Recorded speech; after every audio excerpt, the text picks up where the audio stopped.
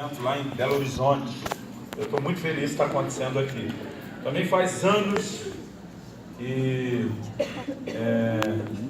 eu tento encaixar e conciliar alguma vinda para Navaí, nunca deu certo. Então, eu estou me sentindo pagando uma dívida, né? E estou muito feliz de poder estar aqui.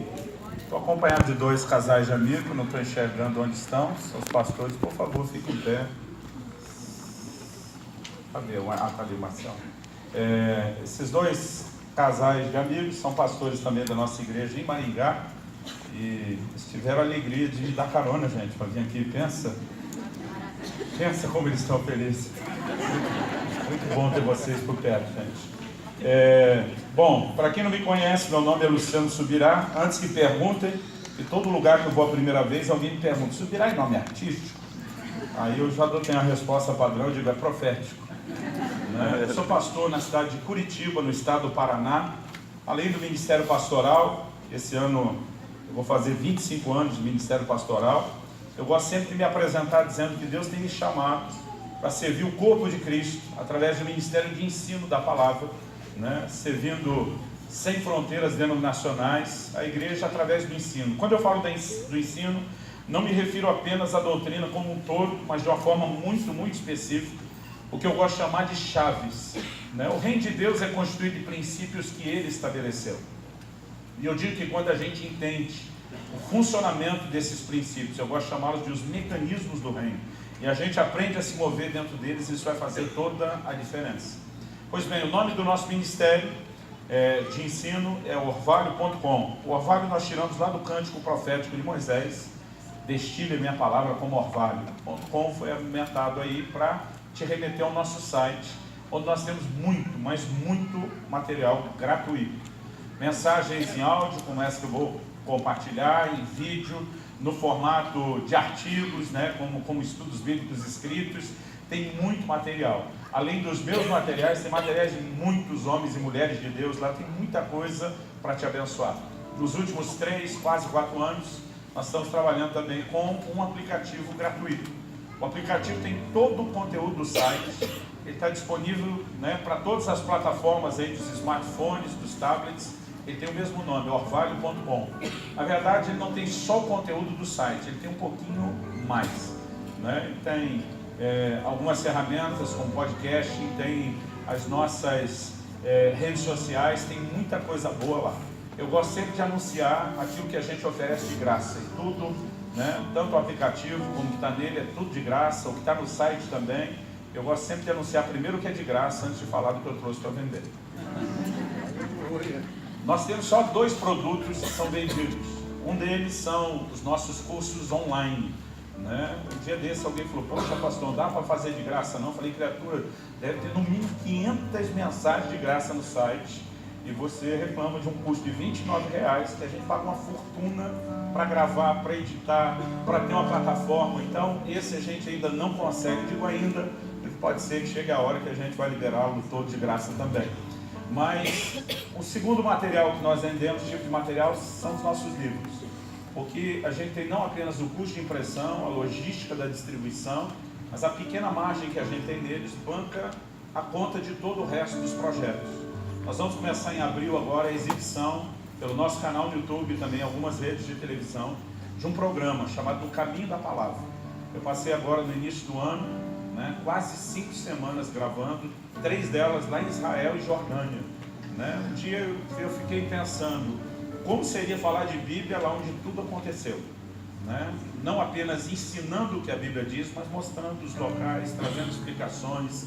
Às vezes são vídeos curtos. Eu tenho um vídeo lá, né, dentro de uma ministração, ele tem mais ou menos 1 minuto. Eu mostro o que é o incenso e o que é a mirra. A maioria de nós ouve falar o que é isso, não faz ideia, né? Então diz: olha, isso aqui é o incenso, isso parece uma pedra aqui, é uma resina, né? E a gente fala de Bíblia lá onde tudo aconteceu. Alguém me perguntou esses dias: pastor, viu o senhor 3 semanas em Israel, com a equipe daquela de gravação, viagem internacional, todo mundo comendo, se hospedando, deve ter sido um projeto caro. Eu falei: muito caro. Aí esse irmão perguntou para mim: quem que paga? Eu falei: você. Cada vez que você compra um livro, você está nos ajudando, né? Isso é lógico, é fracionado em milhares e milhares de livros. Então, eu tenho obviamente, a liberdade de encorajar você para adquirir os livros, você vai ver nos preços que nós vamos colocar à disposição lá. Hoje tem livro de até R$5 e parcelado em 5 de 1 sem juros, se a coisa estiver difícil. Tá? Se não estiver dando nem assim, irmão, então você fala com a gente, que além de facilitar, nós vamos orar por você para poder melhorar. Tá? Agora, quando a gente diz tem livro até de 5, não vai achando que está tudo a 5, tá, irmão? Isso é uma isca. Tem uns de 5 para você ir lá olhar, e tem os de 10, tem os de 15, tem os que custam mais um pouco, eu não vou falar ainda. Mas nos últimos anos, mas em especial nesses primeiros meses do ano, Deus tem me incomodado muito a falar de algo. Eu vou tomar alguns minutinhos antes de começar a pregar, mas eu acho que isso pode e com certeza vai te abençoar. Nós somos um país e uma cultura que lê relativamente pouco. A média de leitura do brasileiro é 4,98 livros por ano. A média dos brasileiros é a seguinte: a maioria não lê 5 livros por ano. Né? Deixa eu te dizer algo interessante. Quando eu era ainda um pré-adolescente, uma vez cheguei em casa, eu e meus irmãos, acredito que a gente estava chegando da escola, a gente entra na sala e não tinha mais televisão. E olha que eu estou falando da época que a televisão era discreta. Quem tinha uma de 20 polegadas de tubo já era assim, classe média. Né? Era daquelas que não tinha controle remoto, ainda era o seletor. Estou falando aí de quase 40 anos atrás. E nós entramos na sala e não tinha televisão. Eu sou o irmão do meio de 3. Meu irmão mais velho, eu brinco em nome do Sindicato dos Filhos Frustrados, foi humildemente perguntar ao papai, porque naquela época não se tirava satisfação com o pai e mãe. Humildemente se perguntava, ele perguntou ao papai: cadê a televisão? Meu pai disse: eu vendi. Aí meu irmão perguntou: por que? Vai comprar outra? Meu pai falou: não. Falou: nós vamos ficar sem? Sim. Por quê? Eu lembro até hoje daquele olhar quase ameaçador de papai, dizendo: porque filho meu não cresce só assistindo TV e jogando videogame. Se é que dava para chamar de videogame, aquela miséria daquele gráfico da época. Os mais novos riem mais do que os mais velhos.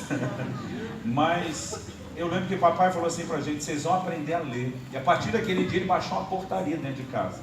Tinha que pegar um livro por semana na biblioteca da escola. E se tentasse dar uma desperta que aparecia com muito pequenininho, ele fazia pegar outro.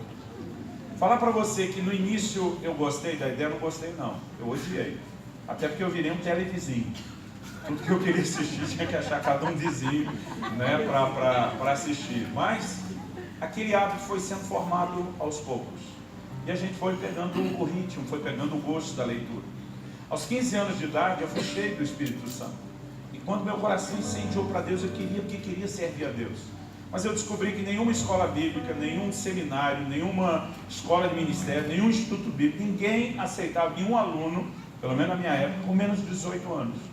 Agora, como você diz para um adolescente de 15, pilhado, você tem que esperar 3 anos para começar a estudar mais 4. Já dava 3 de espera, 4 estudando. No seminário era 7. Para quem está com 15 anos de idade, irmão, 7 é metade da vida dele quase.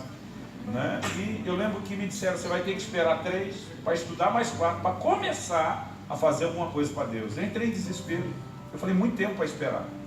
Eu pensei: posso até esperar, mas não vou esperar sentado fazendo coisa nenhuma. E porque já tinha o hábito da leitura, eu resolvi atacar a biblioteca do meu pai.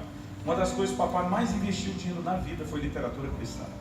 E aqueles 3 anos antes de ir para o Instituto Bíblico, eu devorei tudo o que meu pai tinha naquela biblioteca. Tudo, literalmente tudo. Quando finalmente eu completei os 8 anos, eu entrei no Instituto Bíblico. Eu fiz apenas alguns meses de aula. Um dia o diretor me chama para uma conversa. Ele já tinha me testado antes, sem eu saber que era isso que ele estava fazendo. Tinha me colocado para dar algumas aulas. Ele me disse: Luciano, é evidente que você estava se preparando muito tempo antes de chegar aqui. Ele me disse o seguinte: eu nunca ouvi falar de quem fez isso. Eu nunca fiz e acho que nunca vou fazer de novo.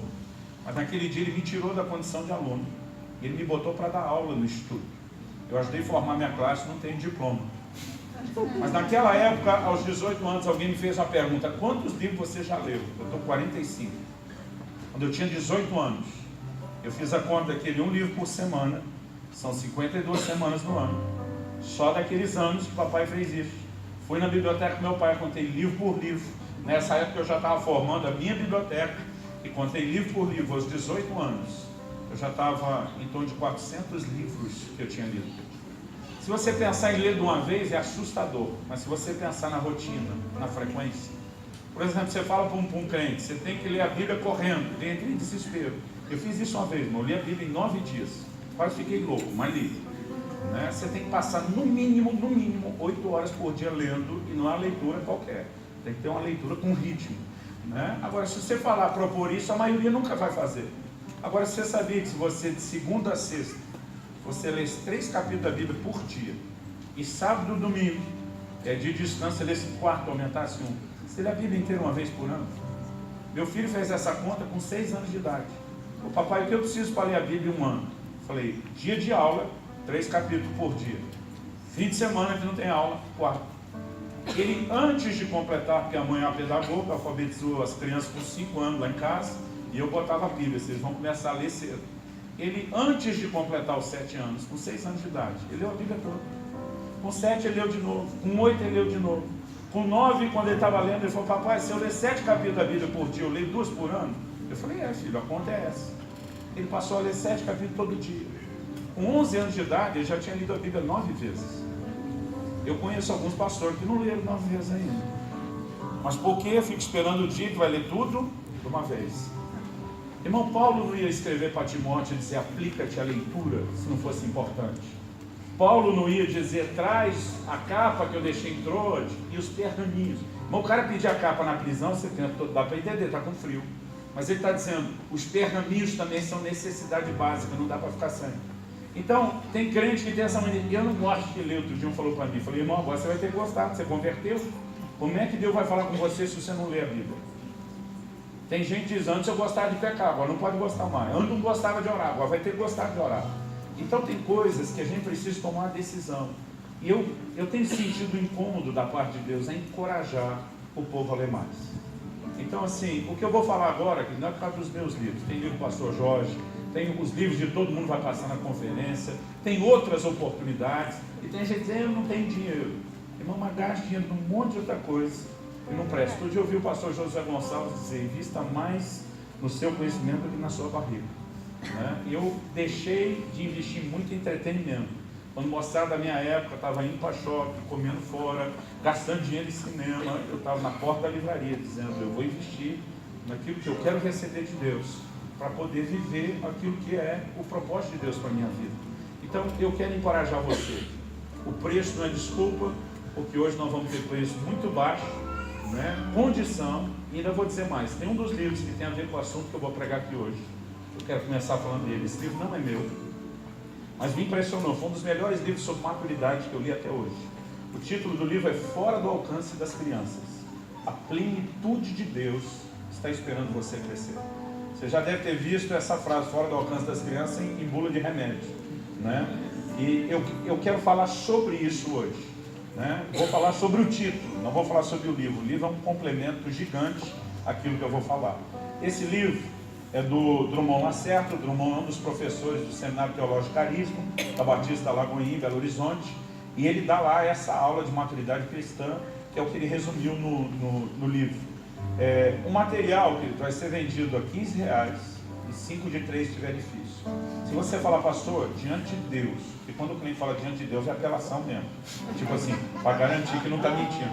Diante de Deus eu não tenho 15, então nós vamos fazer que nem Casas Bahia. Você quer pagar quanto? Né?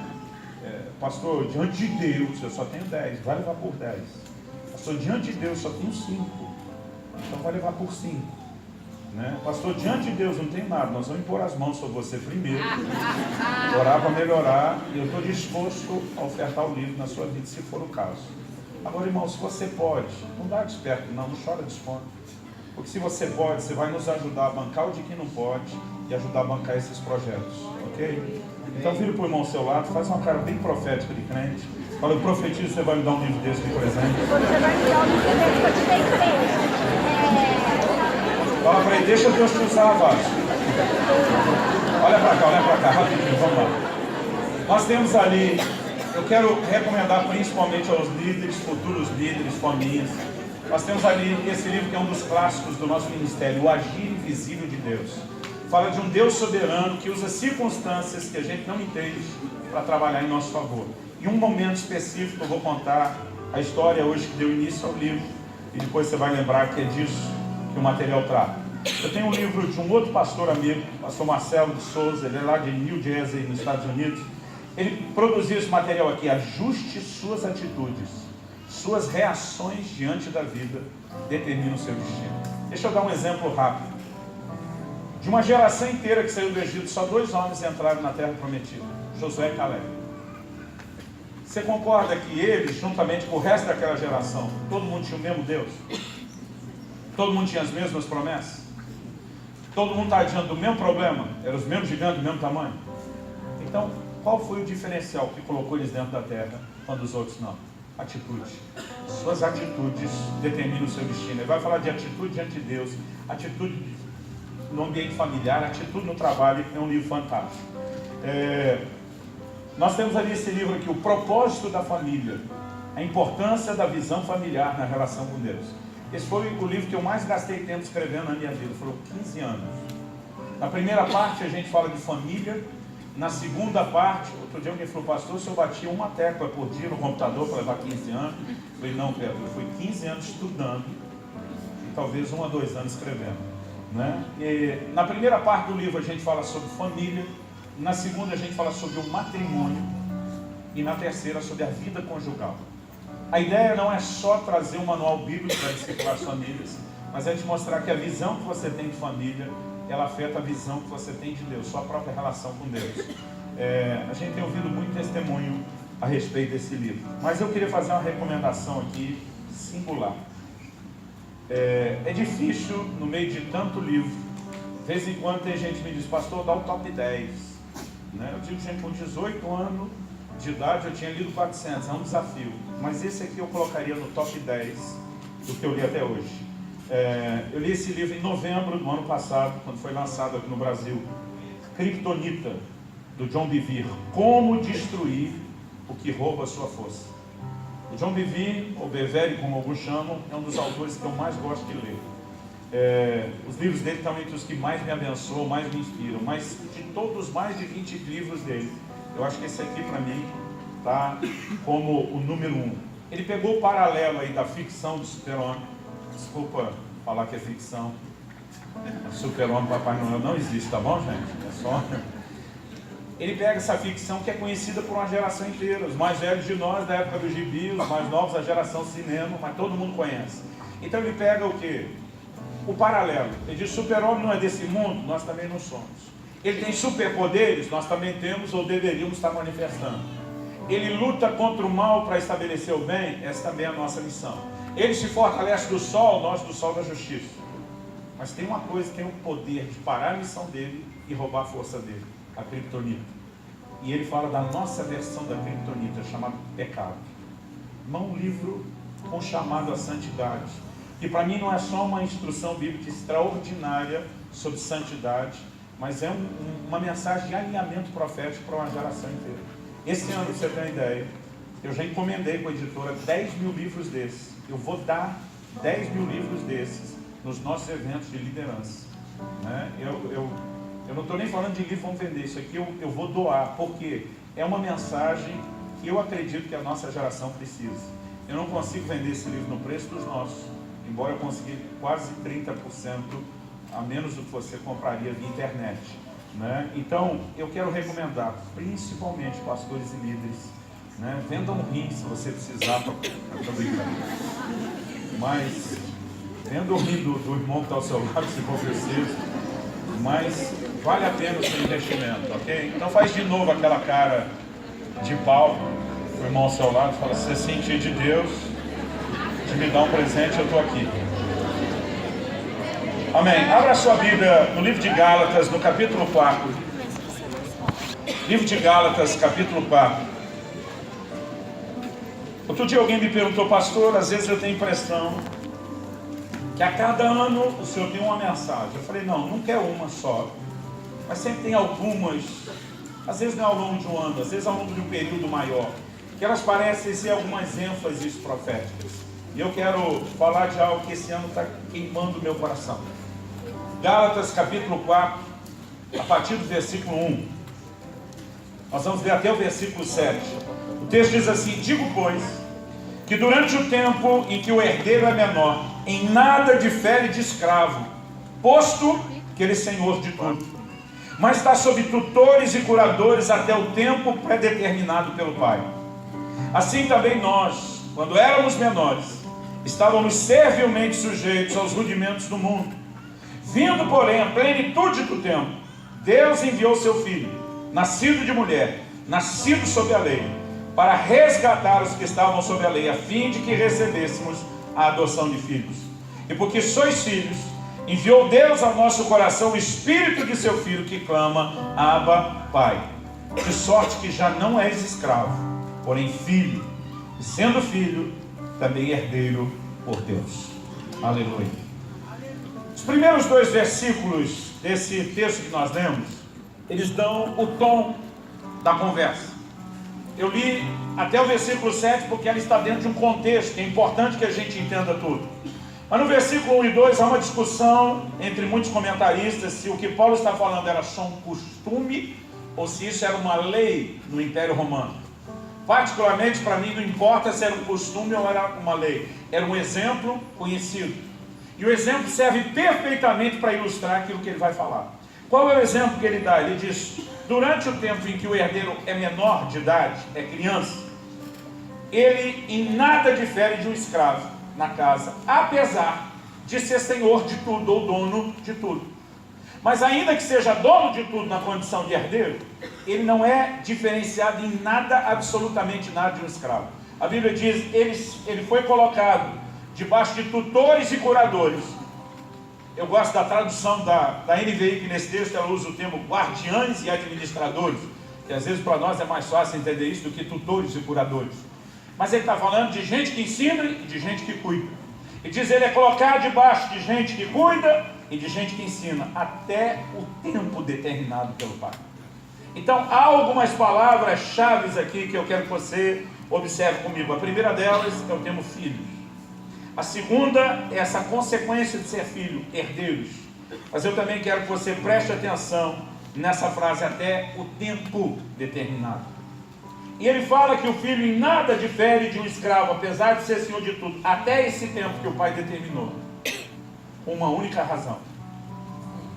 E é essa a razão que nós vamos explorar. A razão tem a ver que não se entrega herança na mão de gente imatura.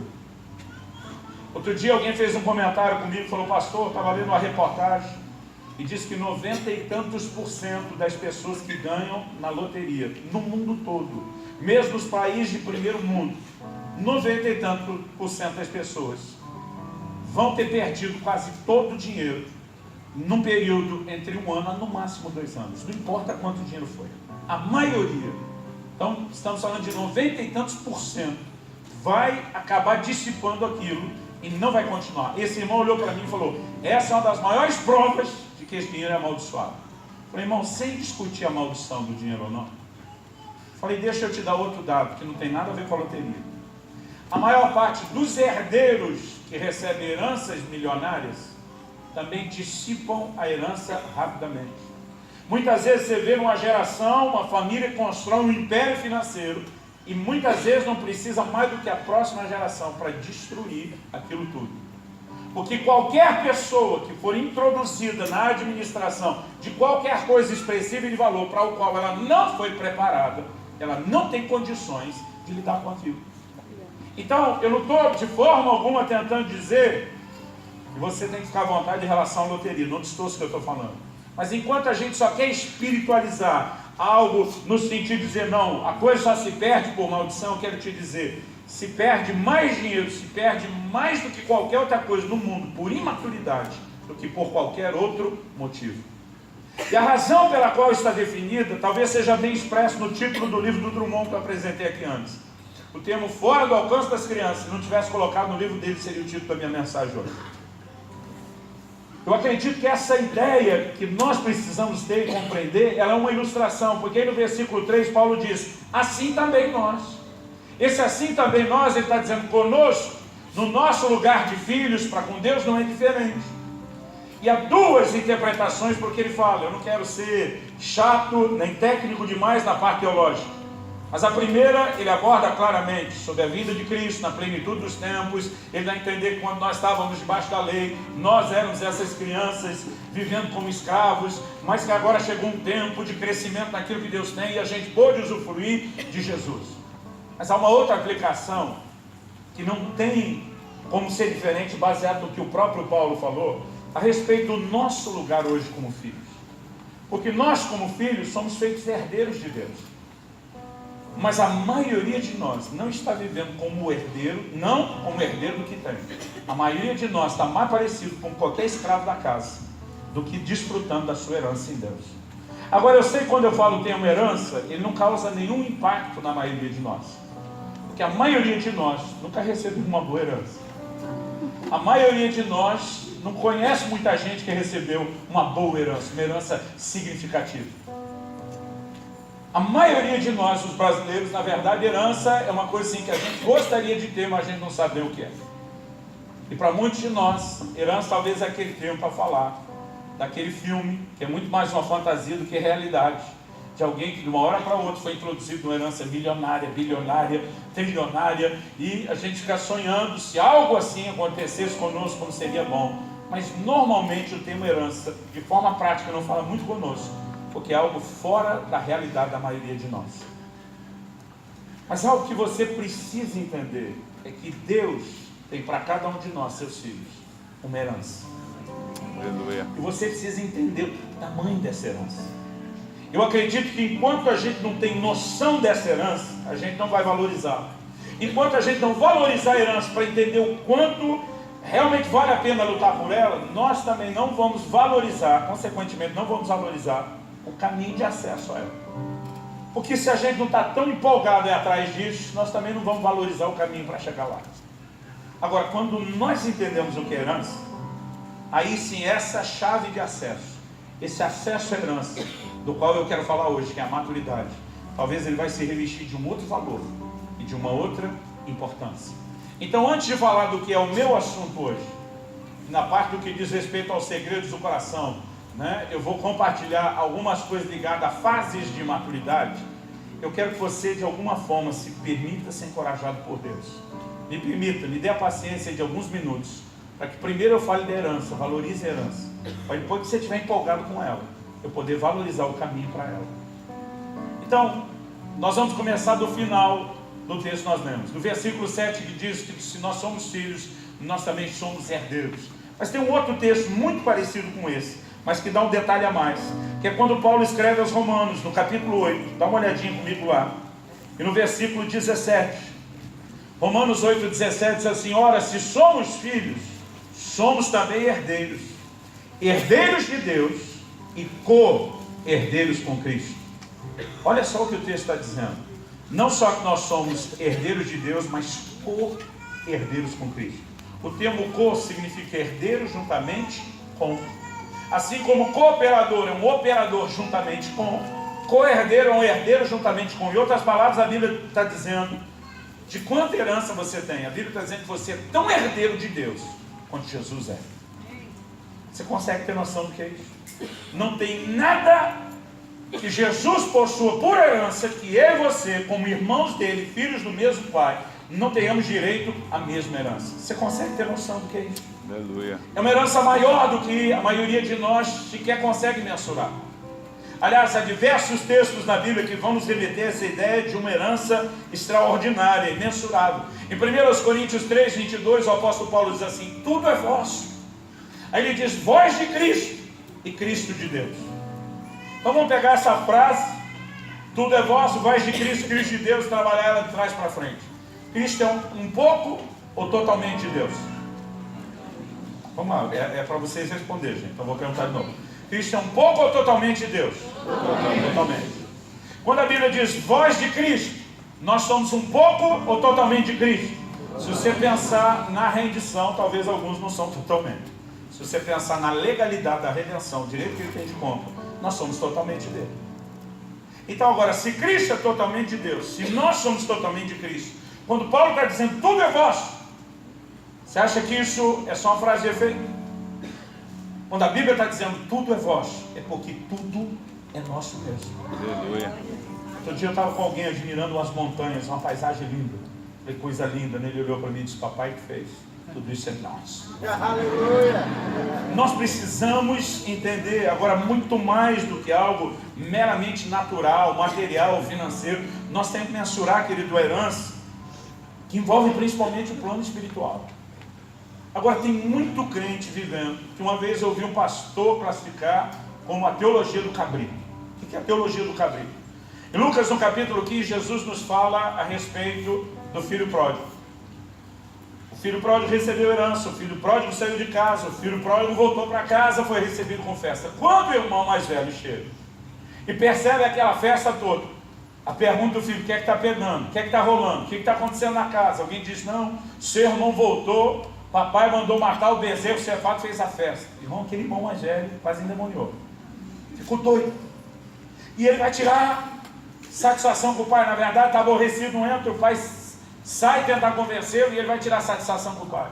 E diz, eu tenho que servir tudo esses anos, irmão, porque ele foi o último que chegou, ele foi todos os certos. Pensa no cara que trabalhava, aquele irmão mais velho.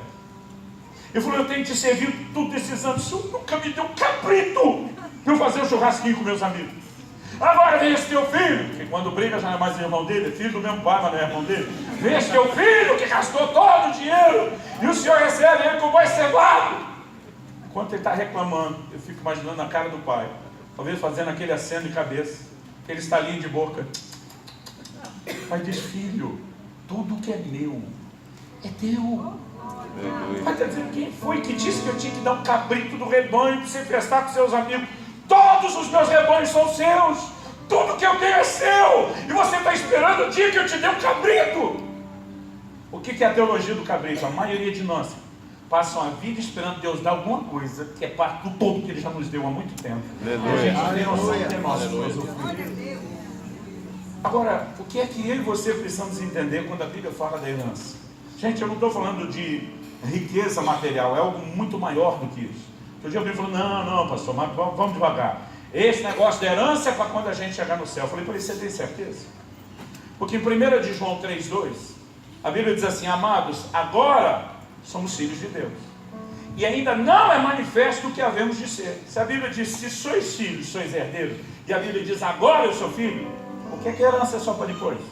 A Bíblia diz, depois nem foi manifesto o que havemos de ser ainda. Irmão, não sei que upgrade, que atualização vai ser essa. A Bíblia diz, agora é filho. O que vem depois é um outro nível, uma surpresa. Não foi revelado. Então, irmão, deixa eu te dizer o seguinte, eu quero garantir a herança agora, embora haja uma herança eterna. Seguramente que há. A questão é, nós não temos que esperar só partir para a glória para ter acesso à herança. Agora, um dos textos da Bíblia que mais incendeia meu coração quando fala de herança, está lá em Mateus, no capítulo 15. A Bíblia fala de uma mulher que procura Jesus. A gente não sabe o nome dela. Um dos evangelhos se refere a ela como uma mulher cananeia, o outro como uma mulher sirofenícia. Quando chegar no céu, eu quero descobrir o nome dessa mulher, quero conhecê-la e no mínimo apertar a mão dela. Porque ela é uma inspiração. Para mim ela é uma inspiração. A Bíblia diz que essa mulher procura Jesus. Ela diz, Jesus, filho de Davi, tem misericórdia. Minha filha está horrivelmente endemoniada. Tem misericórdia da minha filha. Mateus 15 diz que Jesus não lhe respondeu palavra. Se tem uma pessoa na Bíblia, está lá escrito, registrado, Jesus ignorou, como diz a moçada, deixou no vácuo, foi essa mulher. A Bíblia diz que não respondeu palavra. A mulher está falando, Jesus passa e deixa ela falando, sério. Mas a mulher era dessas perseverantes, teimosas, mulher de fé. Na hora que Jesus deixa ela falando sozinha, vai, ela levanta o volume. Jesus, filho de Davi, tem misericórdia de mim. Ela vai atrás gritando. A Bíblia diz lá em Mateus 15 que os discípulos rodeiam Jesus e diz, mestre, se não vai atender a mulher, dispensa. Está pegando mal. Ou o senhor atende a mulher, manda embora, porque o senhor fica ignorando. E ela continua gritando, vai dar ruim para todo mundo, não é só para o senhor, nós estamos com vergonha. Enquanto eles estão na reunião de cúpula tentando resolver, a mulher oportunista vem e se prostra. Se ajoelha, põe a cara no chão, adora o Senhor Jesus. Pela terceira vez ela insiste. Jesus olha para ela e diz, eu não fui enviado senão as ovelhas perdidas da casa de Israel. E aqui eu tenho que parar e fazer uma pequena e breve explicação teológica. Quando Paulo escreve aos Romanos, ele diz que Deus não faz acepção de pessoas. A salvação é para todo aquele que crê, não há distinção. Só que logo depois de dizer que não há distinção, ele diz assim: primeiro do judeu, depois do gentio. Então não há acepção no sentido de que um seja melhor do que o outro, mas existe uma ordem. Por conta de uma aliança que Deus fez com Abraão, a linhagem e a descendência natural de Abraão tinha direito de receber o Evangelho e a obra de Cristo primeiro. É aí que você vai entender João capítulo 1, versos 11 e 12. Veio para o que era seu povo, mas os seus não receberam. Aí a Bíblia diz: a todos quantos o receberam. E aí eu e você entramos nessa segunda leva. Deu-lhes o direito de serem feitos seus filhos. Aleluia. Mas em Mateus 10, quando Jesus envia os discípulos a primeira vez, ele diz: ide as ovelhas perdidas da casa de Israel, não entrem em aldeia de samaritano, não parem para atender gentil pelo meio do caminho, vocês vão buscar as ovelhas perdidas da casa de Israel, porque havia uma aliança, isso tinha que ser respeitado. Aí Jesus, tentando explicar as coisas para essa mulher, ele diz lá em Mateus 15, ele diz: mulher, não é lícito tomar o pão dos filhos e dá-lo aos cachorrinhos. Outro dia um irmão falou: pastor, na real é isso mesmo? Jesus chamou a mulher de cadela? Eu falei: não. Em primeiro lugar, a diferença entre o termo cão e cachorrinho é muito diferente na Bíblia. O termo cão sempre tem a conotação negativa. Não deis o que é santo aos cães, de fora ficarão os cães. Está falando daquele animal selvagem que devorava a carcaça de outros mortos. Cachorrinho era um animal de estimação de dentro de casa. Jesus não está usando aquilo como algo negativo. Deixa eu tentar explicar o que Jesus está falando de uma outra perspectiva. Há pelo menos 12 anos atrás, estava uma febre em Curitiba, não sei se aqui também era a mesma coisa, de colocar aqueles adesivos de família nos carros. Desenho da família, papai, mamãe, os filhos. Então, no nosso carro, eu lembro que eu coloquei lá o adesivo: papai, mamãe, um filho e uma filha, que é um casal que eu tenho. E meus filhos começaram a campanha de eu acrescentar um adesivo de um cachorro que nós tínhamos em casa. Papai faltou o cachorro. Diz: o cachorro não é da família. Claro que é da família, pai. Ele mora na nossa casa, ele vive com a gente. Eu dizia: mas não é da família. Um dia eu vi um deles chamando o cachorro e botando o sobrenome de Subirá. Eu falei: pode parar! É sagrado, não é para cachorro não. E um dia eles se uniram porque eles queriam aquele adesivo. Eu falei: gente, o cachorro não é da família. Pai, lógico que é. Eu falei: vamos deixar quem entende das coisas resolver. Eu falei: vamos ver o que Jesus tem a dizer a respeito dos cachorros e dos filhos. Esse cara me olhando: tem isso na Bíblia? Eu falei: tem. Aí eu vim para esse texto. Eu falei: ó, Jesus está dizendo que não dá para pôr filho e cachorrinho no mesmo nível. São níveis distintos. Eles olharam para mim e falaram: apelou aí, pai. Eu falei: ganhei, não ganhei. Ele disse: tá bom, não vai ter adesivo de cachorro. Basicamente, a conversa de Jesus com a mulher é essa. O que ele está dizendo? Mulher, você não é dos filhos de Abraão, da linhagem de Israel.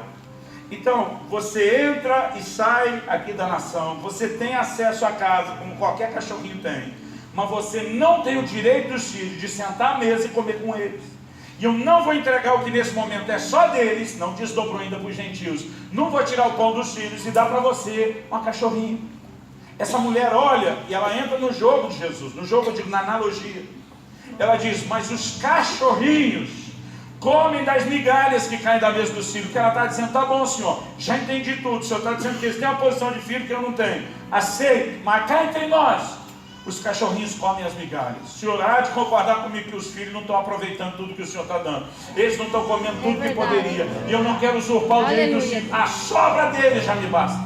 Quando ela fala aí, Jesus olha e diz: mulher, grande é a sua fé. A Bíblia diz: na mesma hora a filha dela foi curada, foi liberta. Agora, irmão, pensa comigo.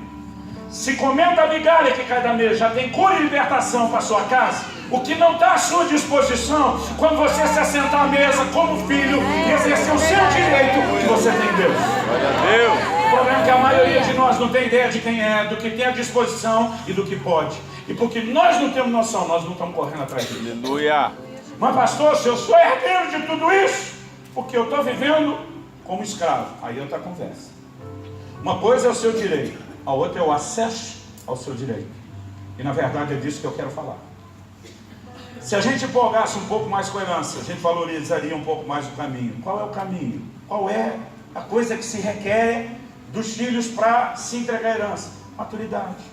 Porque quando ele é menor, está debaixo de tutores e curadores. Quando a Bíblia diz até o tempo determinado, significa o quê? Chegará um momento que esse filho vai crescer. Mas até que cresça e tenha maturidade, não se dá nada de especial na mão dele. E aqui eu e você temos que entender algo. Eu passei por 9 anos em Guarapuava. Quando eu mudei de Guarapuava para plantar uma outra igreja em Irati, minha filha Alice, ela tinha 1 ano e meio de idade. E quando nós saímos de Irati, ficamos 2 anos e meio. Irati era um estágio antes da gente ir para o que estava no nosso coração, que era Curitiba. Depois de 2 anos e meio, quando eu fui plantar a igreja em Curitiba, que é onde estou até hoje, 13 anos depois, minha filha estava na época para completar 4 anos de idade. Ela saiu muito novinha de Irati. Ela quase não lembra de nada de Guarapuava, porque ela lembra de Guarapuava e depois de crescida voltando. Mas quando ela saiu de Irati, mudamos para Curitiba, alguns meses depois, uma irmã de Irati, Irati na época tinha 39 mil habitantes na zona urbana, né? Não me lembro os detalhes da zona rural. Essa irmã foi nos visitar em Curitiba, e aí ela está conversando com a Kelly, minha esposa. E aí, Kelly, como é que está esse negócio de viver em cidade grande? De pegar trânsito, de tudo ser longe, demorado. A Kelly falou, olha, há uma adaptação daquelas, mas está valendo a pena por outros fatores e tal. Elas estão conversando. Essa irmã, de repente, vira para minha filha, Alissa, com quase 4 anos, disse, e aí, filha, e aí, Alissa, você está gostando de Curitiba? A Alissa bota um sorriso no rosto, diz, gostando? Não, estou amando. Eu estava muito empolgado e eu fiquei de olho na resposta. A irmã perguntou, e por que você está amando? Minha filha olhou para ela e respondeu, porque aqui é assim de shopping. A gente nem tinha shopping na nossa cidade. Né? Isso prova que está no DNA da mulher, irmão. Desde cedo, essa empolgação com os lugares de compra. Agora, o que dizer de uma criança que está valorizando a cidade só por causa do shopping? Quase 1 ano depois, quando ela estava perto de uns 5 anos e já não tinha completado, um dia minha filha dispara uma para minha esposa, que também a gente ri até hoje e não consegue esquecer. Minha esposa tinha ido no shopping, estava voltando, e aí era o assunto de shopping de novo. Minha filha olha para ela e falou, mãe, já estou orando por um marido rico. Foi estranho estar orando por um marido aos 5 anos, mas ser específico, que está orando por um marido rico. E minha esposa já aprendeu que a melhor coisa é dar corda. Deixa que fale tudo que está ali. Eu disse, minha filha, por quê? Ela olhou para aquela e falou, por que esse negócio de ir no shopping? Só olhar como você faz, não é para mim não. Hoje ela morre de vergonha quando eu conto essa história, vai fazer 17 anos. Eu disse, pai, eu tenho vergonha. Eu falei, filha, você tem vergonha? É a maior prova de que você cresceu, de que você amadureceu. Né? Tanto que você já mudou, você já trocou sua oração de um milionário para um missionário. Né? A prova está aí. Mas naquela época, irmão, eu lembro assim, minha filha era tão empolgada com esse negócio de compra. Se eu desse 5 mil, 10 mil reais na mão dessa menina, ela ia entrar na primeira loja, eu acho que na época que estava em alta era aqueles negócios da Hello Kitty. Né? Era a febre do momento. Ela entrava numa loja dessa. Eu acho que ela comprava até a tiara da cabeça da vendedora. Ela torrava aquilo no instante. Coisa que hoje não faria. Coisa que minha esposa não faria. Né? Engraçado que um dia desses eu tive uma conversa séria com minha esposa. Eu falei, amor, você já sacrificou muito na vida. A gente já fez muito pelo reino. E eu fico impressionado com o seu apoio, com a sua doação, com a sua entrega. Eu falei, amor, você precisa mudar a sua mentalidade. Hoje a gente pode. Hoje você não tem que sacrificar mais tanto. Eu falei, quer saber de uma coisa? Eu estou me aborrecendo com tanto pouco que você gasta com você. Eu falei, você quer saber de uma coisa? De acordo com a palavra de Deus, eu sou o marido. Eu sou o cabeça, eu mando essa carta, eu vou te dar uma ordem. Você vai gastar dinheiro. A minha irmã falou, fala Deus. Mas lembra que a ordem só foi dada porque houve anos de bom senso e economia. Então, para colher esse tipo de ordem, você tem que exagerar no outro. Eu falei, amor, é sério, diante de Deus. Você vai gastar dinheiro, senão você vai arrumar encrenca comigo. Vai comprar alguma coisa para você, vai tomar um banho de loja, faça isso uma vez na vida. Minha mulher empolgou, irmão. Pensa numa mulher que renovou a mente depressa. Ela foi pro shopping, levou minha filha junto. Gente, minha filha começou a quase ter um ataque. Eu falei, mãe, você tá bem? O que está acontecendo, mãe? Nunca havia só gastar desse jeito. Desse jeito não era nada extraordinário, mas pro padrão, né, nosso lá de casa. Ela diz, mãe, tá tudo bem. Né? O que está acontecendo? Eu estou preocupada com você. Aí quando a Kelly chegou em casa, falou, olha, eu não falei para ela o que você tinha me dito. Mas a menina que queria casar com o milionário, e que agora já mudou de oração para o missionário, estava atrás de mim, dizendo, mãe, você está bem? Né? Aí eu cheguei em casa, falei para minha filha, falei, o jogo mudou, não foi? Ela falou, pai, o tempo passa, a cabeça da gente muda. Hoje, se você me perguntar se eu teria coragem de dar dinheiro na mão da minha filha, eu teria. Eu fico impressionado com a economia dela. Mas não era a mentalidade que tinha 5 anos. Você consegue entender a diferença? Agora, estamos falando de uma coisa básica. Ao que você precisamos entender? Olha a história do filho pródigo. Por que é que você acha que ele desperdiçou aquela herança toda? Porque não tinha maturidade.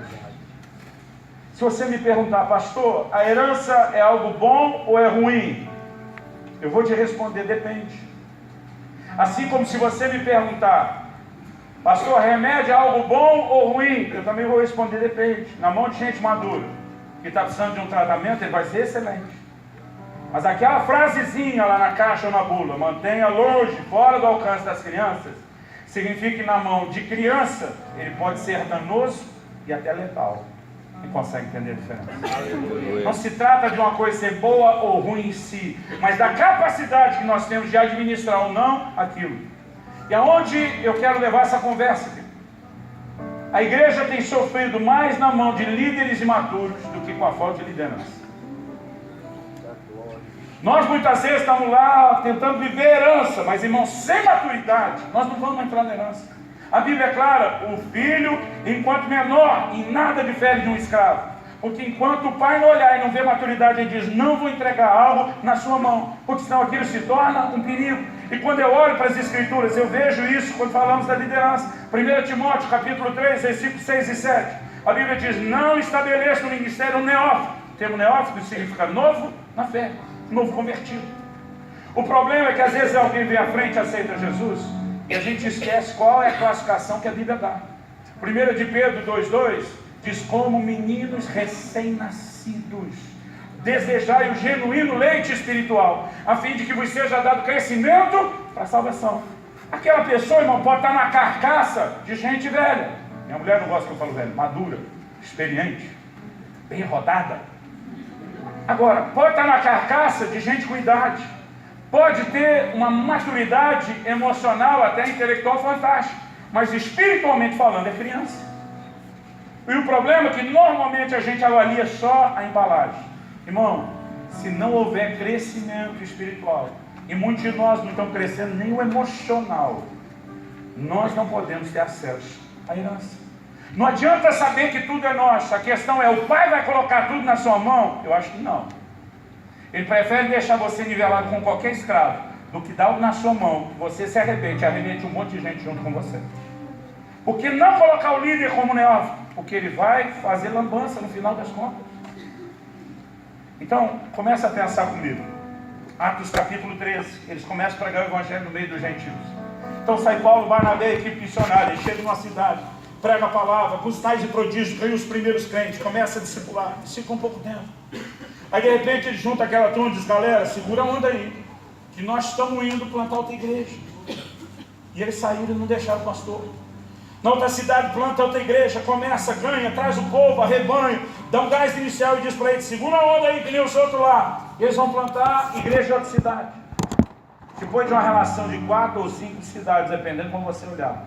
A Bíblia diz em Atos 14 que agora eles decidem fazer o caminho de volta. Vamos voltar de cidade em cidade. E aí eles começam a levantar os primeiros presbíteros, os primeiros níveis de liderança.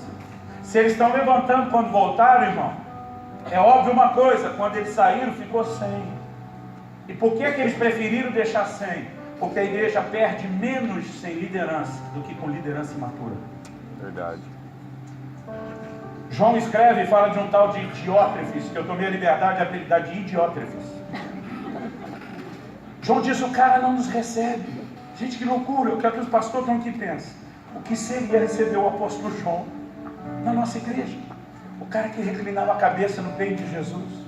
O cara que escreveu, olha, se fossem registrados todos os milagres que Jesus operou, nem no mundo inteiro caberia. Você imagina quanto milagre que não está nos evangelhos que João poderia contar para nós? Irmão, no mínimo, eu queria a conversa com o João, nem que fosse para ele entregar os podres de Pedro. Só de curiosidade, alguma coisa. Imagina o que é ter João dando um seminário de escatologia, gente. Ele contando em pessoas visões do Apocalipse que ele teve na ilha de Patmos. Agora, que líder insano é esse que diz, na minha igreja João não prega? E João diz, ele não só não nos recebe, mas falando do Diótrefes, ele diz, se alguém da igreja receber um dos nossos, não precisa nem ser meu, alguém do meu time, ele expulsa da igreja. Qual era o problema de Diótrefes? João diz, ele gosta de exercer a primazia. Outra versão diz a preeminência. Só ele pode brilhar debaixo do holofote, ninguém mais.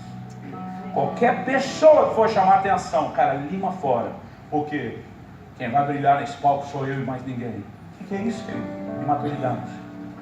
E líderes imaturos têm feito um estrago gigantesco.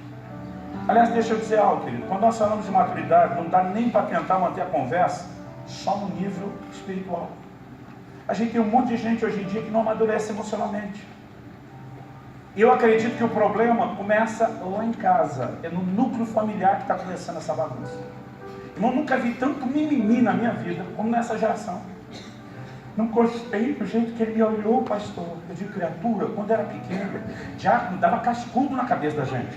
Pegava a gente pela orelha, arrastava e entregava para o pai e não tinha chororô. Agora, olhou diferente, está doendo, está sangrando a alma. Eu fico me perguntando o que é que está acontecendo. E um dia um irmão não aguentou, desabafou, falou, pastor, essa nova geração, um monte de gente mimada. E a hora que ele falou isso, eu falei, quem foi que mimou eles?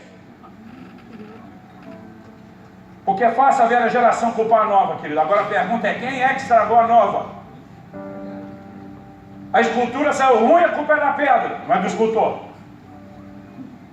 Nós mudamos completamente a nossa família, a visão, inclusive de família, do núcleo familiar. Um dia desses, falei com uma pessoa querida, gente que eu gosto, que eu amo. Contei, a família está lá, o casal feliz, um filho que já está grandinho. Falei, e aí, estão pensando em ter outro? Ele olhou para mim e falou, de jeito nenhum. Mas foi um de jeito nenhum, tão bate pronto. Falei, parece que já está decidido e resolvido. Ele disse, tá. Eu falei, por que não quer outro? Ele falou, pastor, é muito caro. Muito caro ter filho. E ele não está falando como um pai muquirano, avarento, que não quer gastar. É o contrário. Ele está dizendo, eu quero dar tanto do bom e do melhor para o meu filho, que eu só tenho condição de bancar um. O nível que eu quero dar não dá para bancar dois. Agora, o que isso reflete? Que a mentalidade da nova geração é, todo mundo se mobiliza para dar tudo o que o filho quer. Ou o que a gente quer, ou o que a gente acha que o filho quer. A mentalidade da Bíblia, irmão, não era assim.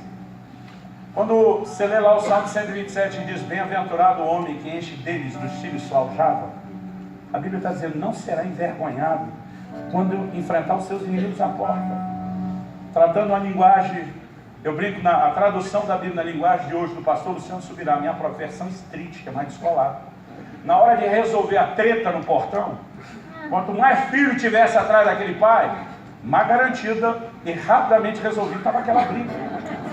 Sabe como se olhava para filho? É o que ele vai ajudar a família, não é o que a família vai ajudar ele.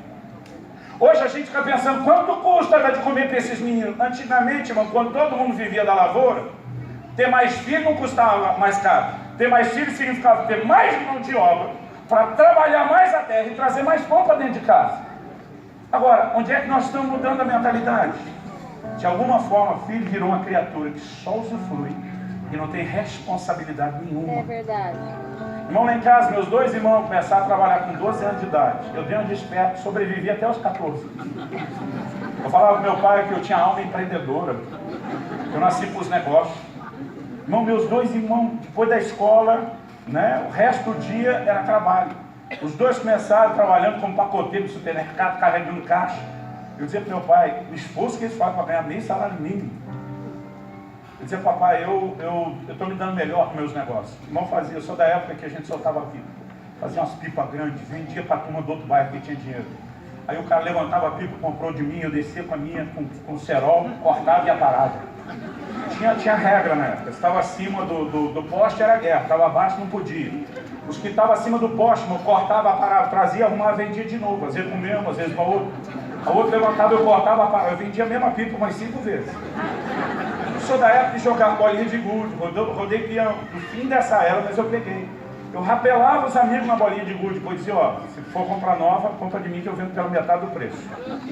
E depois rapelava de novo, vendia pela metade do preço. Às vezes dava até uns bônus, eu só vou dar umas de brinde para você, porque você é freguês. Irmão, eu me virava. Meu pai não teve condição de dar uma bicicleta para nós, os filhos, nessa época, a coisa era difícil. Eu montei a segunda melhor bike de freestyle do bairro todo, lá da região dos bairros, quando eu tinha 14 anos de idade. Eu só perdia para um cara que era maior de idade. Ele trabalhava numa multinacional, daqueles programas do Senai. Todo o salário dele, ele botava na bicicleta. Cada parafuso da bicicleta dele era importado. Com ele eu não concorria. Na minha cabeça eu dizia, para que eu preciso disso? Meus irmãos, Alex, Só que só não tem o mesmo que eu. Só que um dia eu chego em casa, e quando eu entro em casa, tem um amigo do meu pai, o papai está conversando, diz, vem cá, deixa eu te apresentar teu chefe. Chefe, que chefe? Não, você vai começar a trabalhar amanhã, arrumei um emprego para você. Eu falei, conversa é essa? Arrumei um emprego, você começa amanhã, é das 8 da manhã às 5 da tarde, vai responder para ele, vai ganhar tanto. Eu falei, pai, o senhor sabe que eu faço mais do que isso. Ele falou, meu filho, não se trata de ganhar dinheiro apenas. Você tem que aprender o que é ter chefe, você tem que aprender o que é ter horário, você tem que aprender o que é prestação de contas, senão você nunca vai virar homem na sua vida. E tem mais, quando ganhar o salário, vai tirar parte de Deus, que é os 10%, e a maior parte fica em casa para ajudar. Eu olhei para ele indignado e falei, o senhor não precisa. Ele falou, eu não, mas você precisa. Porque senão você nunca vai entender o que é ser filho. Ser filho é ajudar a construir, é cooperar, é colaborar, não é viver que nem um sanguessuga arrancando tudo do seu pai. Então, irmão, eu falei dos tempos bíblicos, mas na minha geração, o pai ainda pensava assim, filho ajuda a construir. Já foi o problema. Hoje as crianças que têm 30, 40 anos de idade, ainda estão em casa jogando videogame sem querer casar, eles só usufruem. Irmão, nós precisamos dar um tratamento de choque nos filhos. E eu não estou te falando, querido, algo que eu não recebi, e não estou te falando algo que eu não faço. Há 2 anos atrás, meu filho foi morar nos Estados Unidos. Ele recebeu uma bolsa de estudos. Eu chamei ele e falei, filho, glória a Deus você recebeu uma bolsa de estudo. Mas mesmo que você não vai pagar o estudo, viver custa. Morar custa. E vai custar em dólar. Então presta atenção. Esse trabalho que você tem, vai continuar fazendo à distância, faz pingar tanto por mês na sua conta. Esse mantenedor que Deus levantou, um estranho, irmão, 1 ano antes do meu filho mudar, falou, eu vou te dar R$1.000 por mês e só para o dia que Deus mandar. Até agora ele só deu umas reajustadas de acordo com a inflação. Mas 1 ano antes do meu filho, então faz 3 anos que esse cara, todo mês, eu falei para esse rapaz, esse senhor, falei, você nem conhece a gente. Ele falou, pastor, eu conheço o senhor mais do que o senhor me conhece. Aí Deus me disse, seu filho, seu menino vai ser grande no reino. Deus me mandou investir nele, não me impeça de ser abençoado. Eu falei, tá bom. Chamei pro meu filho e falei, ó, tu tem mais do que muita gente ganha. O cara sozinho te dá mais de um salário mínimo. Você tem o seu ganho, mas só com isso você não sobrevive lá. Porque o dólar está 3,3. Isso significa que só para você morar num estudo que você não paga, papai ainda vai ter que te ajudar a arrumar um tanto. Só que é o seguinte, eu só posso ir até aqui. Então pega a sua renda, pega o mantenedor, pega o que papai vai te dar, isso é o que você tem para viver. A primeira coisa que eu quero te ensinar, orçamento. Você tem tanto para viver um mês. Então, como você vai cuidar do seu orçamento, o problema é seu, mas você vai cuidar. Se você decidir, não, o que eu tenho para comer no mês, depois de pagar as contas é isso, e quiser dividir por 30, e todo mês comer o mesmo, todo dia do mês comer o mesmo valor, é com você. Se você fala, não, vou passar 4 dias comendo pouco, economizando, e no fim de semana eu dou uma esbanjada para lavar a alma, beleza, você só não pode sair do orçamento. Você está entendendo, Tô? Eu falei, não, você não está entendendo. Olha aqui para mim. Falei para ele, quando seu pai fala, é que nem a lei dos reis da Média e da Pérsia, que a Bíblia diz, decreto irrevogável. Não acabe o seu dinheiro antes do mês, porque eu não vou te mandar dinheiro antes de vencer o mês. Entendeu bem? Entendi. Por quê? Deixa eu te dizer que talvez a coisa foi um pouquinho mais dura com ele do que seria em outro contexto. Porque aos 18 anos de idade, esse menino estava falando de casar. E o menino apaixonou por uma garota que não foi só ele, foi a família inteira. É a filha do meu pastor. É um dos mais perfeitos modelos de família que a gente conheceu na vida. A das meninas mais encantadas. Todo mundo queria que ele casasse. E com ela, dependesse de nós, rápido. Então eu falei, você quer casar? Eu te dou todo o apoio. Mas é o seguinte, você é menino e você tem 1 ano para eu te botar na estufa e te fazer virar homem depressa. Então, você quer encarar a estufa? Quero. Eu falei, filho, deixa eu te explicar de outro jeito para você entender o que é que está por vir. Sabe aquele filme do Tropa de Elite? Lembra do cara batendo na cara do outro, falando 02, pede para sair? Lembra, cara? Eu falei, é isso. Eu batendo na sua cara, falando 02, pede para sair. Você vai aguentar o tranco? Vou, pai. Primeiro mês, ele fez o orçamento, segurou o dinheiro tudo direitinho. Segundo mês, ele controlou, viveu dentro do dinheiro, mas não mandou o orçamento. Então, no início do 3º mês, ele falou, pai, o senhor não mandou o dinheiro ainda. Ele, você não mandou o orçamento? Esqueci. falei, eu não esqueci que se não viesse o orçamento, não ia dinheiro. Pô, pai, mas acho que vai levar uns dias para fazer. Eu falei, o problema é seu, a pressa é sua. A hora que o orçamento chegar, o dinheiro sai. E me virou a noite sem dormir para fazer o orçamento. No fim do 3º mês, faltava 3 dias. A gente estava conversando, a gente falava quase todo dia no WhatsApp. A gente estava lá conversando. E ele falou, então, pai. Quando o filho fala, então, pai, a gente já sabe que vem. Eu falei, então o quê? Você acha que o senhor não podia me adiantar o dinheiro do próximo mês? Eu falei, mas falta 3 dias. Ele falou, pois é, pai, mas é que o dinheiro acabou. Eu falei, mas e o orçamento que eu falei para você fazer? Pois é, eu dei alguma bobeira aqui. E o dinheiro acabou. Eu falei, filho, o problema é seu, não é meu. A gente tem um acordo. Eu não te mando dinheiro antes de terminar o mês, então eu não vou mandar o dinheiro. E está aqui parado na minha conta, não é falta dele não. Eu falei, pai, você não está entendendo. Ele disse, eu não tomei café da manhã hoje, eu não almocei, eu não tenho o que comer. Você sabe o que eu falei do outro lado? Jejua. Eu falei, você não foi para a casa de oração aí para buscar Deus? Ele estava lá no canto, no Arroto, na casa de oração. Orando 4 horas por dia, pelo menos. Eu falei, tu já fez 2 jejuns que eu me lembro, de 3 dias na água, não morreu. Não vai morrer agora. E tem mais, filho, tiver muito fraco, difícil de levantar, já fica deitado no chão da oração, na casa de oração. Falei, pai, o senhor está de brincadeira? Eu falei, não, você me conhece, jejua, eu não vou te mandar o dinheiro. É lógico que não falei para a mãe do menino. Esperei passar os 3 dias, aí mandei o dinheiro, aí o menino comeu, recuperou as forças. Aí fui falar com a mãe do menino, minha querida esposa. Falei, meu amor, esse seu filho é uma benção, hein? Ela é, né? Eu falei, fez outro jejum de 3 dias na água. Ela olhou para mim e falou, que benção. Eu falei, não é? Menino de oração, dedicado. Aí ela estava toda orgulhosa que o filho fez mais de um jejum de 3 dias na água. Eu falei, tá certo que eu dei uma obrigada. Ela olhou para mim e falou, você é um pai incentivador. Eu falei, sou. Dessa vez foi mais do que incentivo, eu meio que um jejum compulsório. Irmão, fui dosando e parcelando, porque senão, Dona Kelly olharia para mim, como a maioria das mães fariam. Você fez isso com meu nenê? Não é nenê! Ele já tem 18 anos de idade, está falando em casar! Irmão, se não fosse o amor das mães, nossos filhos estavam estragados. Mas deixa eu te dizer, se os pais não aprenderem a exercer a firmeza, que é a responsabilidade deles, nós vamos ter um bando de criança mimada. Irmão, você acha que meu filho ficou feliz na hora? Ele pensou, meu pai está maluco. E ainda cheguei a mandar foto, porque eu levei uns amigos para comer fora, paguei a conta, comida a casa. Mandei a foto para ele, falei, olha aqui o que nós estamos comendo. Agora, antes de você ficar com raiva de mim, espera eu terminar a história. Passou uns dias, chego em casa, minha mulher, ela não está triste, mas não está feliz. Sabe aquela coisa aquele mistério da mulher? Está triste, mas não está feliz. Eu olhei e falei, amor, você não está muito feliz. Não, mas não estou triste, eu falei, mas não tem alguma coisa que não está legal. Não, está tudo bem. Eu falei, amor, tem algo te incomodando, eu te conheço, são 20 e tantos anos de casado. Ele disse, pois é, eu estou com a dor do nosso filhinho. Eu falei, dor do que, meu amor? Eu tenho uma vida que nós não temos. Nós estudamos naqueles colégios estadual sem vergonha, ele está estudando no exterior. Dó do que? Não, eu estava conversando com ele hoje. Ele falou, mãe, tem uma saudade da fruteira de casa. Essas frutas que ficavam sobrando no sofá, aqui é tão caro, não dá para comer. Ele falou, meu coração está partido pelo menino. Eu só esperei ela terminar de falar, não falei nada para ela. Ela terminou de falar, peguei meu telefone, subi para o nosso quarto, a gente mora no sobrado, fechei a porta, liguei para o meu filho. Falei, presta atenção no que eu vou te falar. Se você chorar mais uma vez com a sua mãe que está faltando fruta, não vai faltar só fruta para você comer, criatura, vai faltar muito mais.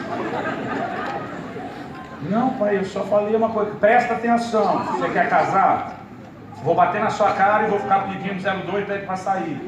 Seja homem. Você não chora para a mulher. Você não chora para sua mãe. Você não chora para sua esposa. Você não chora para sua irmã. Se quiser, chora comigo. Chora com seus amigos. Mas quando nós estamos com elas, nós somos o sustento delas. Não é elas que são o nosso sustento. Quando a Bíblia fala de tratar a mulher como vaso mais frágil, não é força física, não. A mulher pode ter menos força bruta que o homem para carregar peso, mas resistência à dor, veio de nós disparado e de longe. Se dependesse de nós, os homens para ter filho, a terra está desabitada há muito tempo. Está falando da estrutura emocional. Eu falei, você quer ser homem? Segura o rojão, rapaz. Pô, pai, não sabia. Eu falei, sua mãe está perturbada o dia inteiro. Você nem lembra mal o que falou. E agora quem tem que segurar sua mãe em Cristo sou eu. Você está me ouvindo? Estou, pai. Aprendeu? Se chorar fruta, não come nem fruta nem o resto. Aprendi, pai.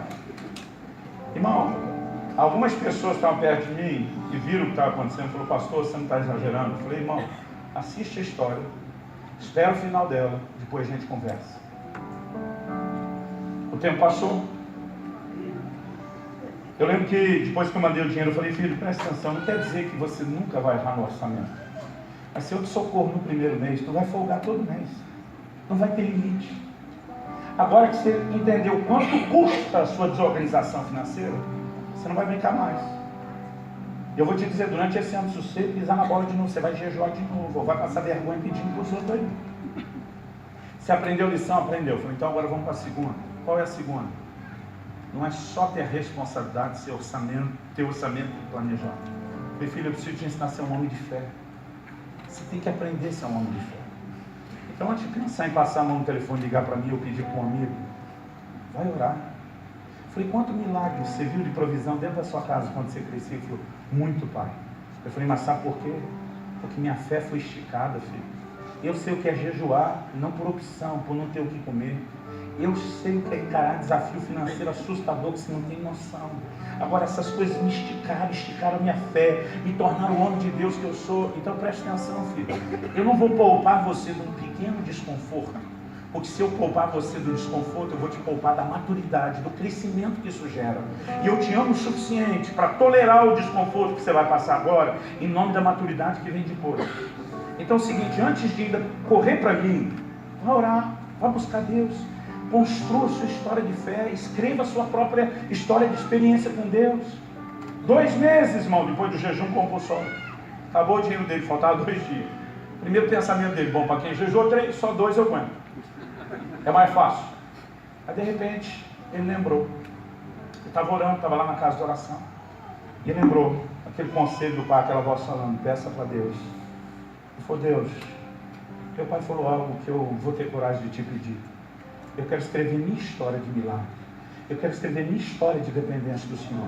Eu quero ver a sua mulher começou a orar, reclamar. Eu quero tua provisão. Eu tenho jejuado bastante, eu estou disposto a jejuar mais. Mas esses 2 dias eu não quero jejuar. Eu quero ver o seu cuidado. Ele estava lá orando. Diz que de repente o Espírito Santo falou com ele. Vá para a cafeteria agora, seu café está pago. Ele pensou, o que será que vai ser? E saiu. Para resumir a história, irmão, aqui está chegando outro menino. Ele abriu a porta, fez a gentileza, deixou o menino passar, ainda deu lugar na fila. Abrir porta é coisa que todo americano ou quem mora na América faz um por outro. Mas dar lugar na fila, irmão, nem a pau. Pode ser mulher grávida, idoso, cheguei em primeiro lugar, é meu, pensa um negócio sagrado. Dá confusão, lá é fila. Aí ele deu, o menino queria pegar, ele insistiu, o menino foi. O menino chegou no caixa, e ele está atrás, sem dinheiro. O menino pediu o que queria. Na hora que ele estava pagando, falou, o que esse garoto de trás pedir por minha conta? Eu falei, não, que isso, cara? Eu falei, meu filho, tô duro, sem dinheiro na fila. O estranho oferece para pagar, você disse que não. Ele falou, pai, não sei se foi orgulho, se foi o susto. Eu, não preciso. O cara falou, faço questão. Aí meu filho falou, não faço questão. O cara insistiu, quando meu filho falou, o funcionário lá, falou, então dá um café, um copo de café. Ele falou, não, você não veio só tomar um copo de café. O que você costuma comer? Não, só café tá bom. O que você costuma comer? Meu filho não falava, não, o café tá bom.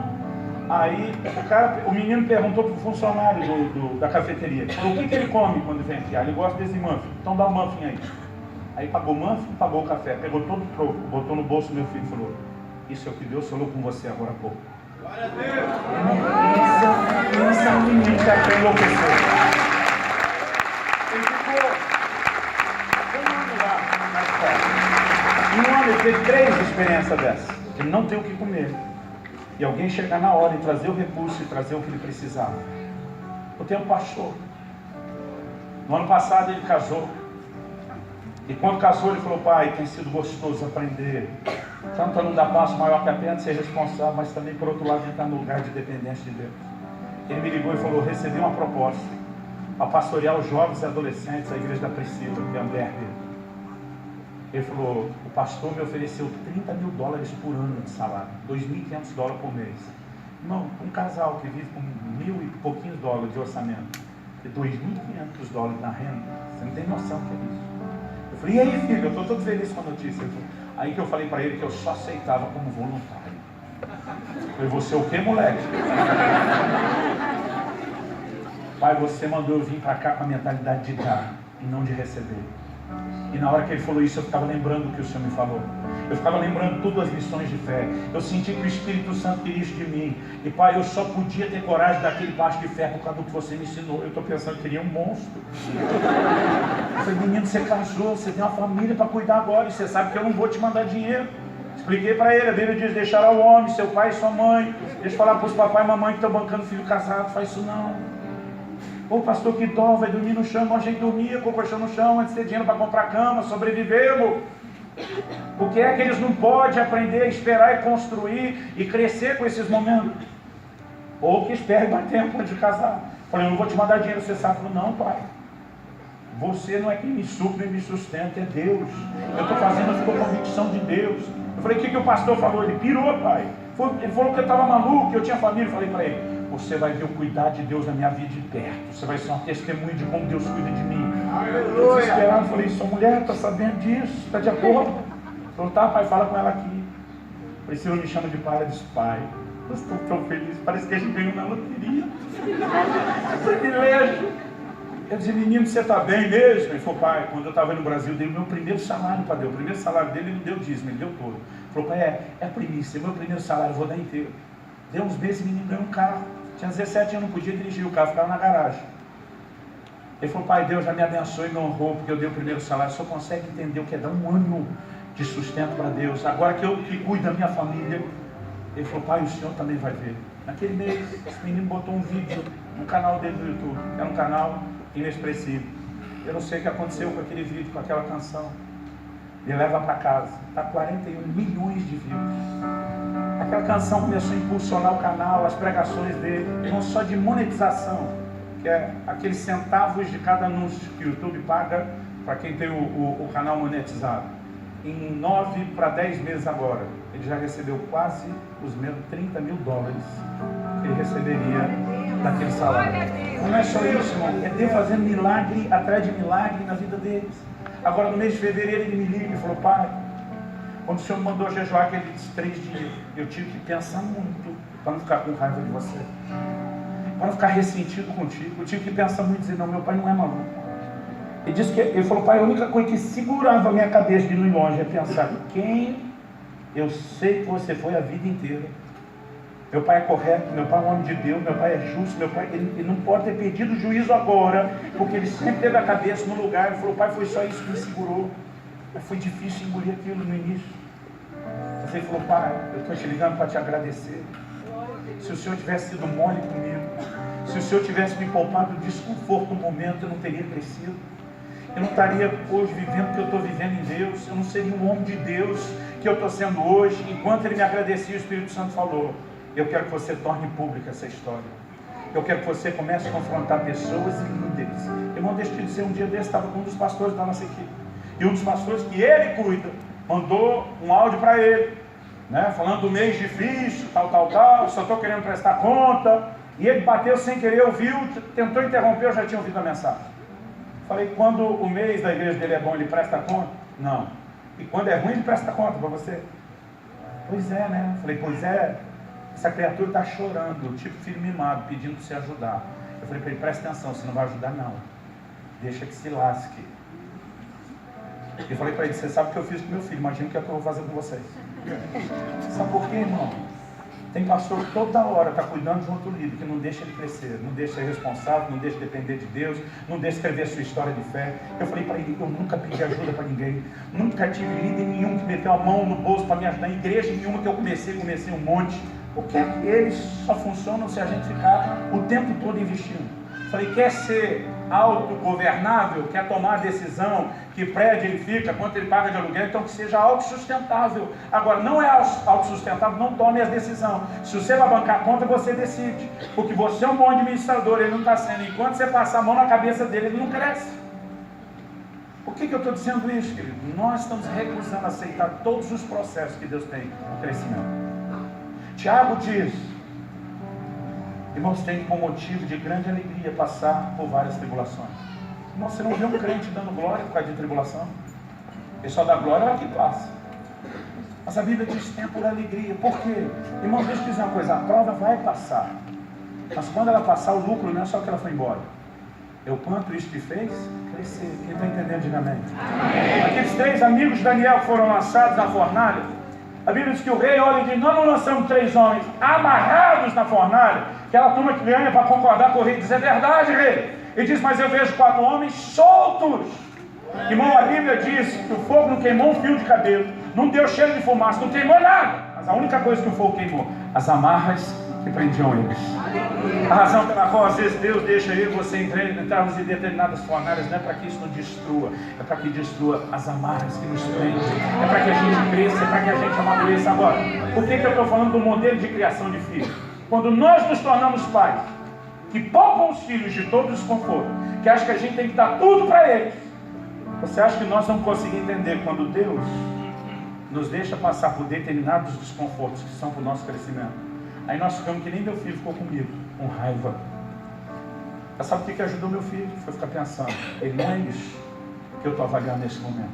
O histórico todo dele, de integridade, de fidelidade, de amor, de cuidado por mim, tem que ser olhado inteiro nesse momento. Eu vim aqui hoje para te dizer, para de olhar só para o momento que Deus está jogando duro com você. E começa a lembrar o histórico de fidelidade, de amor, de cuidado, em tudo o que Deus tem sido ao longo da sua vida. E aí você vai entender que Ele não está sendo muito demais com você nesse momento. Porque se nós não entendemos isso, nós não vamos longe. Pastor, qual é o segredo do coração? Eu comecei meu ministério a 1000 por hora. Com 18 anos de idade, eu já estava pregando, viajando, pregar com 19 anos de idade, falando em ginásio cheio, vendo cura, milagre, mover de Deus, avivamento. Agora, aos 20 anos de idade, eu tive um acidente de carro, que só não custou minha vida por um milagre. Eu realmente só estou vivo por um milagre de Deus. Mas naquele acidente, Deus literalmente parou, freou aquele meu ministério. Eu fiquei numa crise, eu ficava orando, dizendo, Deus, eu tenho certeza que esse acidente foi do cão, do miserável, do Satanás. Mas eu dizia para Deus, o diabo só pode tocar com permissão. Eu falava para Deus, ou minha ou sua. A Bíblia diz, não deis lugar ao diabo. Isso não significa que você vai acordar de manhã, preencher o documento feito por meio desse, autorizar legalmente o miserável do Satanás fazer estrago na minha vida. Mas, irmão, quando a gente peca e quebra princípio, a gente está abrindo porta. Agora, ou é a gente que dá lugar ao diabo, ou como no livro de Jó, há uma permissão soberana de Deus. Então eu dizia para Deus, ele só pode tocar com permissão, minha ou sua. Eu dizia para Deus, nós dois sabemos que não fui eu que dei. Eu estava dizendo para Deus, por eliminatória, só você que poderia ter feito isso. Eu dizia para Deus, só me fala por quê. Ele não falava nada. E sabe o que me preocupa, irmão? Se eu já entrei em crise, o que a geração me mata? Que acho que os pais é que dão satisfação para eles. Como é que ele sobrevive a esse tipo de crise? Quando Deus diz, não te devo satisfação. Você é moleque, você é menino, fica na sua, eu não te devo. Você confia. Eu não respondo para você. Como é que nós vamos reagir a esse tipo de tratamento? Nós não temos estrutura hoje para isso. Depois de 1 ano e 3 meses em crise, chegou o dia da minha ordenação, porque aquele acidente me fez parar o ministério itinerante e pastorear. Depois de 1 ano pastoreando, porque a Bíblia diz, tem que ter vocação, tem que ter qualificação, depois tem que ser experimentado antes de ser estabelecido. Os pastores disseram, agora vamos estabelecer vocês. Chegou o dia da ordenação, todo mundo impondo mãos, liberando palavra profética. E teve um pastor, na época ele me mentoreava, hoje ele é parte da minha equipe, ele trabalha na minha equipe em Curitiba.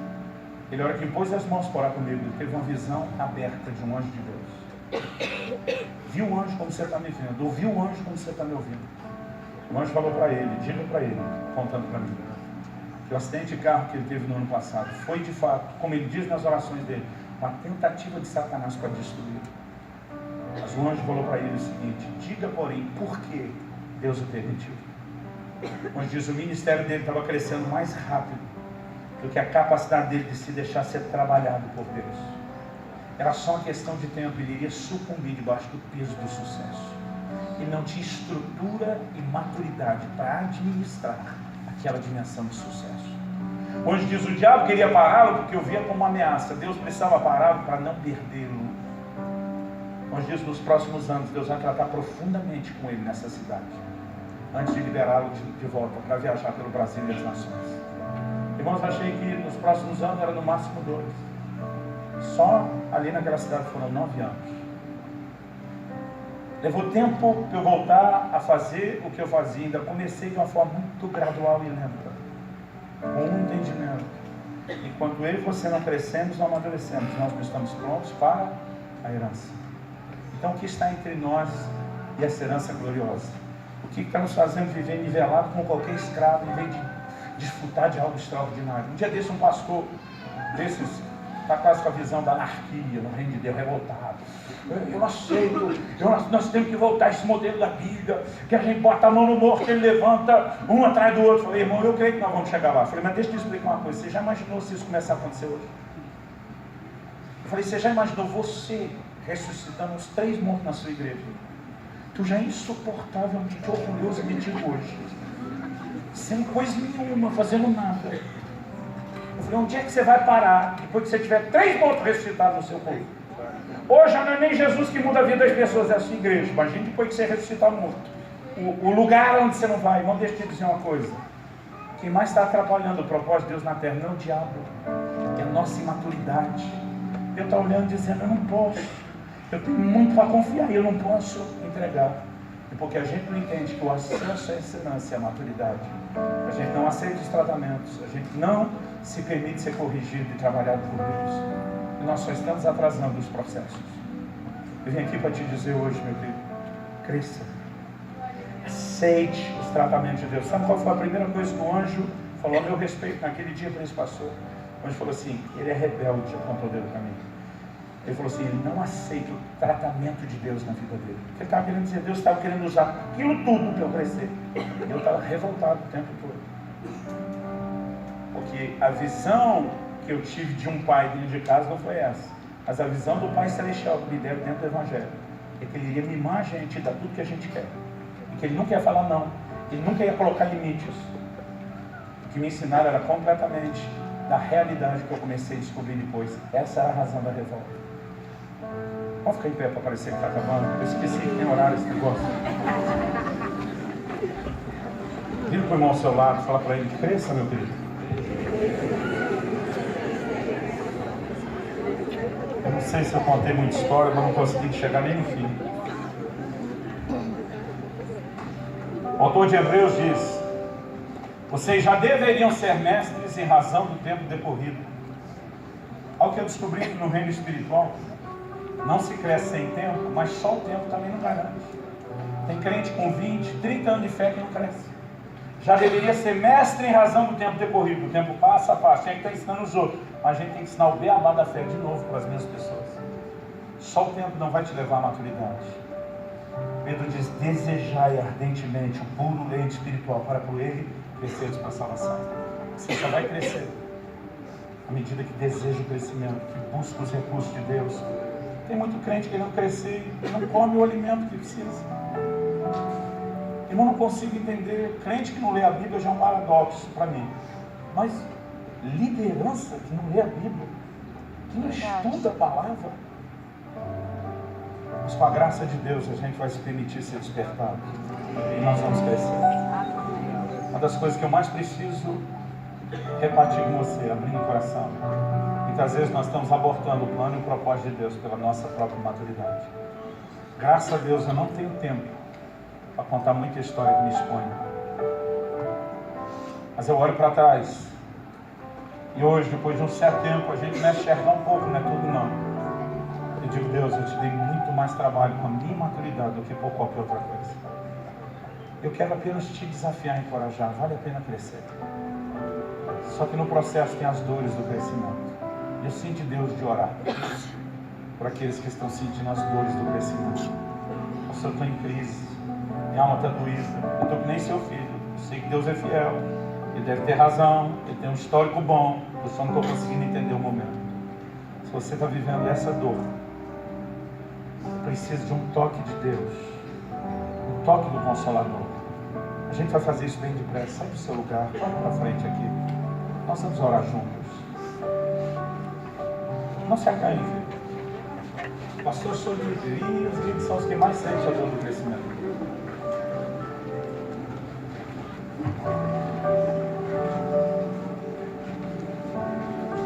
Não precisa empurrar o da frente, mas o mais rápido que puder. Vem para cá. Pai, a tua palavra foi lançada e semeada. Se o Senhor não vivificar a tua palavra, terá sido só um discurso, só uma palestra. Nós precisamos de mais, muito mais do que isso. Portanto, pedimos, Espírito Santo, que não só o nível da nossa razão seja tocado por aquilo que ouvimos, não só o nível da nossa emoção seja tocado por aquilo que ouvimos, mas nós oramos que o mais profundo do coração, o íntimo de cada um, receba hoje não apenas esclarecimento, não só informação, mas receba consolo, consolo sobrenatural, forças novas, a capacidade de aguentar e suportar um pouco mais, a capacidade de ser forjado pelo Senhor para alcançar a maturidade, para avançar para um nível mais profundo. Aí eu quero abençoar, fortalecer os meus irmãos em nome de Jesus. Fala com Deus, querido, do seu jeito, da sua maneira, com as suas palavras. Talvez você está aí lutando com um nó na garganta. Chora, derrama seu coração diante de Deus. Mas deixa o Espírito de Deus te envolver e trazer consolo ao seu coração, em nome de Jesus.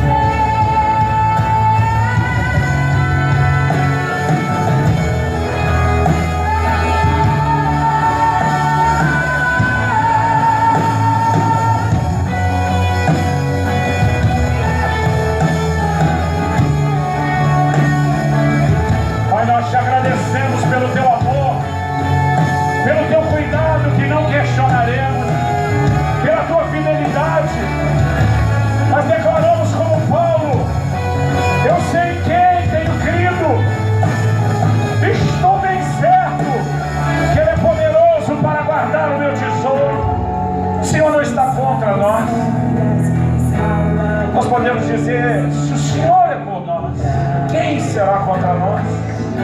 E nós te bendizemos, bendizemos pelo teu amor.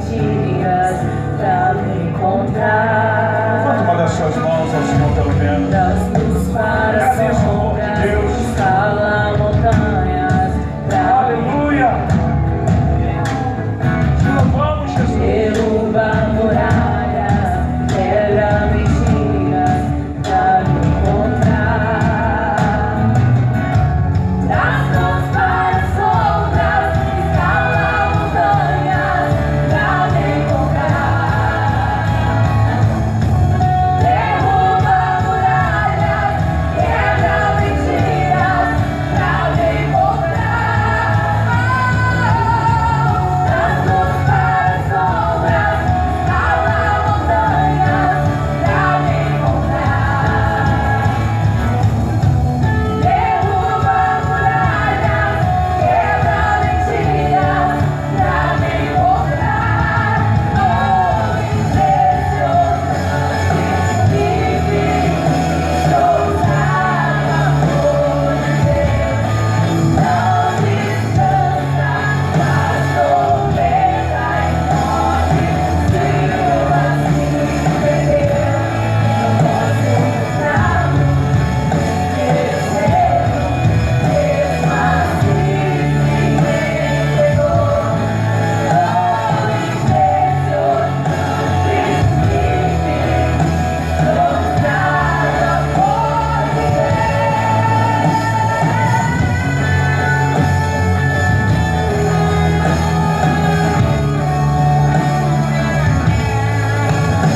Glória ao teu nome, Jesus. Glória ao teu nome. Glória ao teu nome. Você recebe essa palavra em nome de Jesus. Sem parecer rude. Fala com os 2 ou 3 perto de você. Fala: vamos crescer, meu irmão. Mesmo que doa. Eu quero que você sente rapidamente. Me ouça com bastante atenção. Você vai sentar para já levantar, mas senta um pouquinho. Nós vamos ofertar ao Senhor agora. Essa é a hora que eu esperar pelo menos uma glória a Deus, um aleluia. Eu creio que vai chegar esse dia. Pastor, o senhor sabia que eu paguei uma inscrição para participar desse evento? O senhor ainda quer que eu dê uma oferta? Irmão, vamos fazer uma distinção. Você pagou uma inscrição, você investiu em você, no seu crescimento, no rateio de um custo de um evento, onde você pudesse crescer. E vou te dizer, você fez um bom investimento. Você vai receber muito de Deus esses dias.